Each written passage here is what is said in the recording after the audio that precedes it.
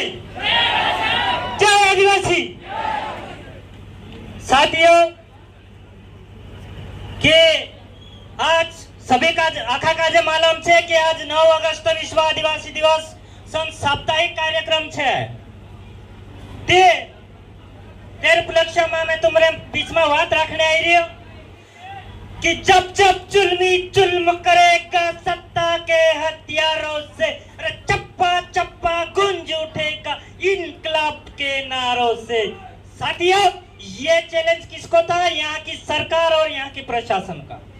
अब मैं ये बोलूंगा कि जब दमन शोषण अत्याचार की सीमा बढ़ जाती है तब नई क्रांति का उदय होता है। तो यहाँ की पुलिस प्रशासन के लिए मैं आज के लिए मैं ये धन्यवाद इसलिए बोलूंगा कि आज सभी युवाओं को नहीं मालूम था कि तुम्हारा दुश्मन कौन है, लेकिन आज पता चल गया कि यहाँ के जितने हजारों युवाएं हैं आपको पता चल गया कि हमारे हक अधिकारों को रोकने के लिए, हमारे अधिकारों का हनन करने वाले, हमको रोकने वाले लोग कौन है, यह आज पता चल गया। तो साथियों ये पहले भी होता था जब टंट्या भील, बिरसा मुंडा, खजाना एक भीमाना एक लड़ाई लड़े थे, तो उस समय भी टंट्या भील और कुछ लोग लड़े, उस समय भी इतने लोग थे और आज भी निवाली में इतने लोग खड़े हैं। वो भी आने वाले समय में नई क्रांति का नाम रख देंगे। साथियों इस बात का ध्यान रखना। तो साथियों कि इस प्रकार से हमारे पर अत्याचार होता है लेकिन हमारे पास जानकारी नहीं है, इस कारण हम लड़ नहीं पाते हैं। लेकिन अब वो वक्त गया कि हमारे लोग पढ़े लिखे नहीं थे, आज पढ़ भी लिए हैं, लिख भी लिए हैं और मंच से बोलना भी चालू कर दिए हैं और हमारा समाज सुनने भी लग गया है। और जब सुनना, पढ़ना और बोलना चालू हो गया तब लड़ना भी चालू हो जाएगा। साथियों यही शिक्षा हमारे पूर्वजों ने दिया था। आज मैं जो अलावा साहब है उनको मैं एक ही चीज में यहाँ से पूछ सकता हूँ, उनको जवाब देते ये नहीं आएगा कि जो इंडियन पेनल कोड है उसका सेक्शन है 5, उसमें आईपीसी का विस्तार निवाली में हुआ या नहीं हुआ? तो नहीं हुआ है। लेकिन ऐसा नहीं होगा कहने के लिए उनके पास टाइम है, लेकिन कानूनी रूप से जवाब देने के लिए उनके पास कोई टाइम नहीं है। ये हर बार हमारे को दबाया जाता है।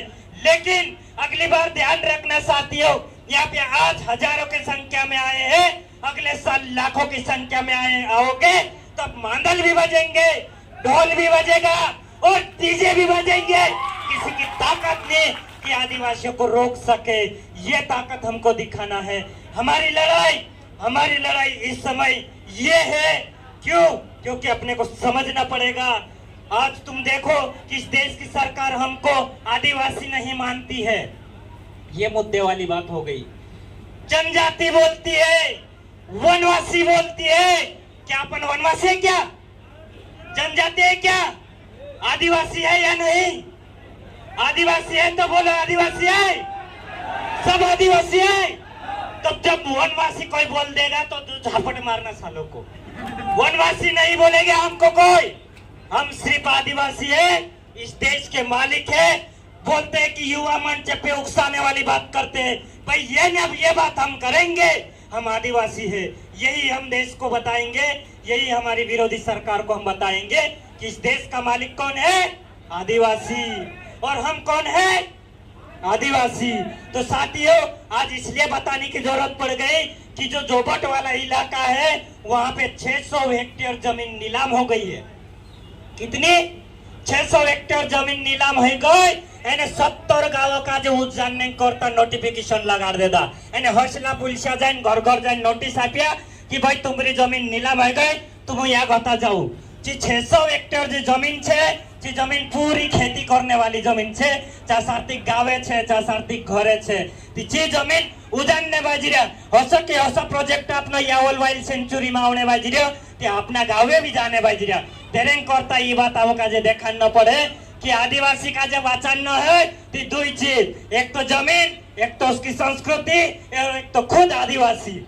आदिवासी शब्द बच गया तो ही अपन बच पाएंगे, आदिवासी शब्द खत्म तो अपन नहीं बच पाएंगे। तो साथियों सबसे पहली बात कि अपने को आदिवासी रहना पड़ेगा। आदिवासी जो नहीं बना है, हमारे कुछ भाई वनवासी बन गए हैं, उनको भी आदिवासी बनाना है, क्योंकि अपना जब अधिकार जाएगा तो उनका भी चले जाएगा। अगर वो अधिकारों के विरोध में बात कर दिए तो अपने भी अधिकार जाएंगे। इसलिए जितने भी इस देश के आदिवासी है उनको एक मंच पर एक होने की जरूरत है। तो साथियों, मैं ज्यादा बात नहीं करते हुए मैं इतनी बात कहूंगा और 2 लाइन बोल के मेरी बात को यही समाप्त करूंगा कि मुल्क पर राज तुम्हारा है, इसका मतलब यह नहीं समझना कि मुल्क तुम्हारा है। मुल्क पर राज तुम्हारा है, इसका मतलब ये नहीं समझना कि मुल्क तुम्हारा है। अरे दफन है पीढ़ियां हमारी, जहां पर घर तुम्हारा है, जहां पर घर तुम्हारा है।